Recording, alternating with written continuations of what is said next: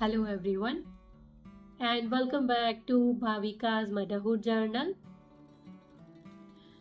आज इस वीडियो में हम बात करेंगे कि हमें कैसे पता लगेगा कि हमारे पीरियड स्टार्ट होने वाले हैं या फिर हमें प्रेगनेंसी है।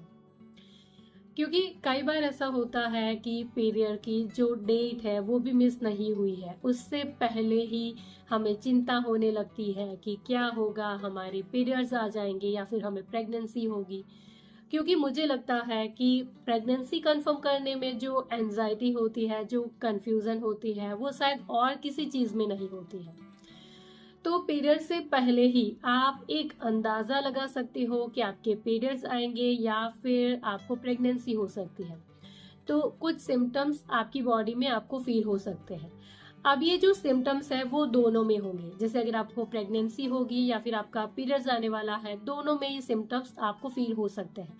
अब ये आप डिफ्रेंशिएट कैसे करोगे कि पीरियड्स आएंगे या फिर प्रेगनेंसी होगी।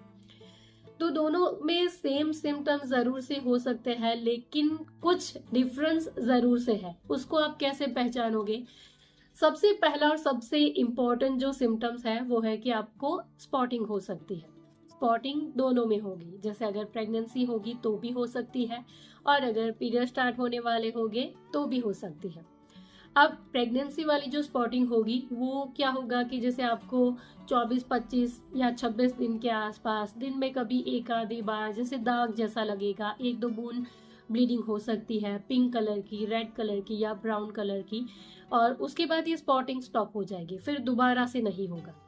क्योंकि जब इम्प्लांटेशन जब होता है, जैसे बेबी जब आपकी गर्भाशय की अंदर की जो दीवार होती है उसके ऊपर जब चिपकता है तो वो थोड़ा सा अंदर खरोचता है, जिसकी वजह से वहाँ की जो लाइनिंग है वो थोड़ी सी सेड ऑफ होती है, जिसकी वजह से आपको थोड़ी बहुत स्पॉटिंग होगी।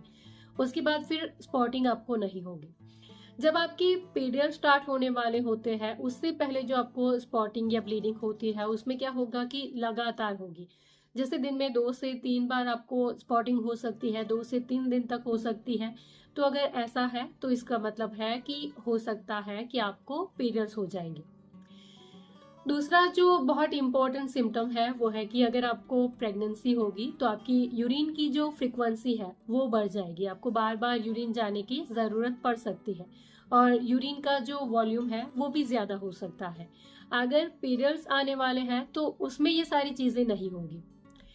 इसके अलावा और जो सिम्टम्स है जैसे हेडेक होना, ब्रेस्ट में टेंडरनेस फील होना, गैस होना, भूख बहुत ज़्यादा लगना, बहुत कम लगना, या फिर मूड स्विंग होना, चिड़चिड़ापन होना, बिना किसी रीजन के रोना आना, थकान फील होना, तो हेडेक होना, ये सारी जो चीजें होती है वो दोनों में ही होती है। जैसे पीरियड स्टार्ट होने वाले होंगे तो भी ये सारी चीजें होगी और अगर आपको प्रेगनेंसी होगी तो भी ये सारी चीजें होगी।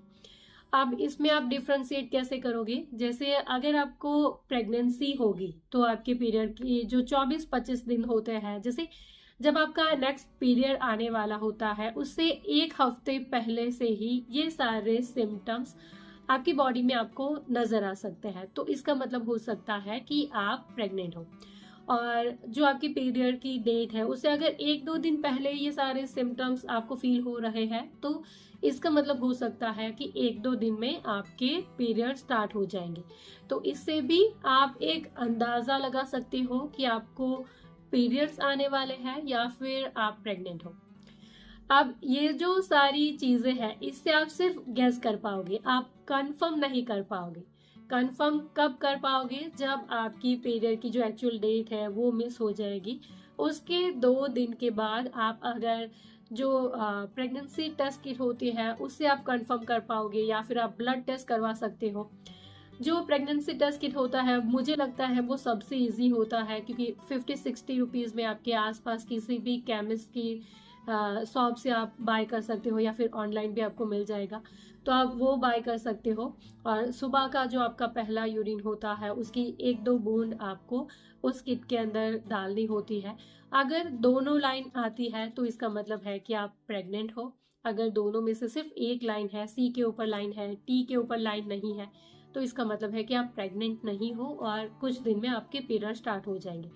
या फिर अगर कोई भी लाइन नहीं है तो इसका मतलब है कि आपका जो प्रेगनेंसी टेस्ट किट है हो सकता है कि वो एक्सपायर्ड है या फिर आपने सही तरीके से नहीं किया है, तो उस केस में आपको दोबारा से करना चाहिए।